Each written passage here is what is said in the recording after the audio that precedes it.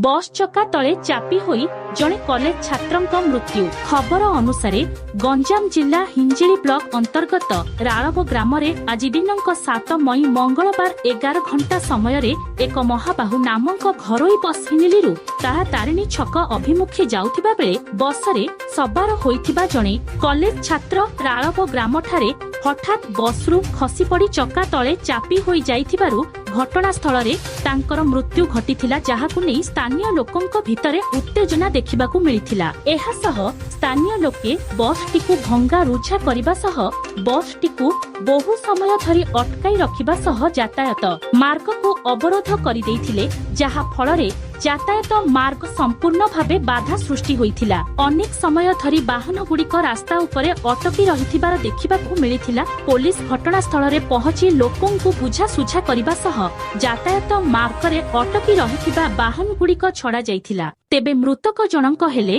राहुल नायक, पिता संजय नायक, बयस 20 वर्ष, पुरुषोत्तमपुर थाना अंतर्गत पुटियापदर ग्रामर बासिंदा बोली जना पड़िछि। स्थानीय लोकंक अभियोग अनुसार बसटी निज भारतु अतिरिक्त यात्री माननकु नै जाउथिबा बेले आज एभली घटना घटी जाइछि बोली अभियोग आनिछन्ति।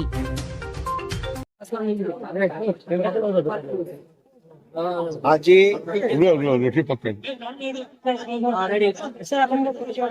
रामचंद्र पाणिग्राही आम गाँव गोटे गरीब पिलाटी बस आसला समय एक्सीडेंट हो गला। अचानक भाव से गाड़ी खसीगला, मृत्युवरण कर। तेणु सरकारी भाव आम मुख्यमंत्री को अनुरोध करी 3 लाख टंका आमे क्षतिपूरण देइछु। आउ इंश्योरेंस बाबद रे गाड़ी मालिक को जब ये कर केस करी ताठू जिते पारिबु 10-15 लाख जहाँ इंश्योरेंस बाबद रे आमे केस करी लड़ी समस्ते सरपंच एठिका सरपंच उपस्थित समस्त लोक माने समस्ते मिलमिशी आज बड़ भाव रे गोटे स्ट्राइक कलु। समस्ते दाबी उपस्थापन करने समय आज सरकार इच्छा है, सरकार कहले जे जहाँ हो आपण मैंने साहाय्य करंतु, साहाय्य कले ए लास्ट को उठांतु। आमे सरकार अल्प पैसा दे कहते आमे तांको दाबी कलु 3 लाख दियंतु। से 3 लाख देले, 3 लाख रे तांकर अभिभावक मान परिवार मान को आमे अनुकंपा साहाय्य करदेलु। कला समय से साहाय्य पाइले।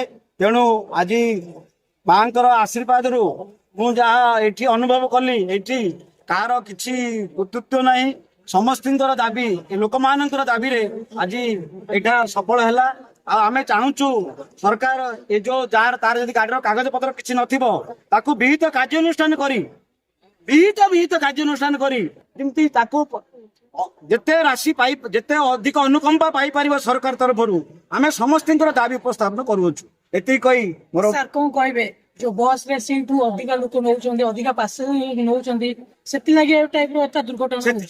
मोर इच्छा जे सरकार तरफरु ए जो मन इच्छा लोक पैसेंजर मान उठाउचंती न उठे कटकणा करंतु। जबर बहुत लोक मान न उठेकरी एमती मृत्यु मुखरे न पकांतु। एतिकी मु अनुरोध करूछि। 3 लाख टका बर्तमान के देला सर? सरकार मुख्यमंत्री तरफ मिलला 3 लाख टंका। आज भाग्य आमर जे मुख्यमंत्री आज 5T आज एठी गस्त अच्छी। तेणु 5T चिंता कले जे मूल्य मनुष्यर मूल्य बहुत अधिक। तेणु एवं 3 लाख टंका तांके देइचंती। रात्र को तांके घर टिकी भी आसीबे, हमको प्रतिश्रुति देइचंती आमे तांके घर टिकी पहुंचू बोली।